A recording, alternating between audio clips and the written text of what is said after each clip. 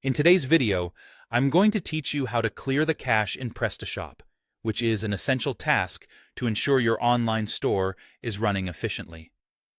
Sometimes, changes you make to your store might not be reflected immediately, and that's often due to cached files.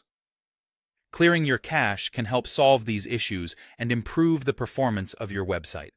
Let's take you through this process step by step.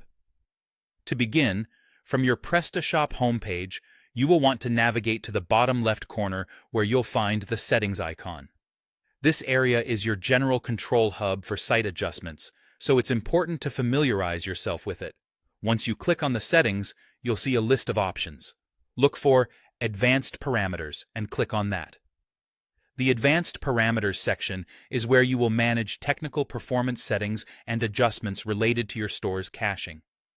After you have clicked on Advanced Parameters, the next step is to find the Performance tab. Clicking on this will bring you to a page with various settings that control how your Prestashop website behaves regarding caching and overall performance. Within the Performance area, you'll find the option labeled Clear Cache. This button is your next click. It's positioned to ensure you don't accidentally click it without intention, since clearing the cache can lead to changes in how your site operates momentarily.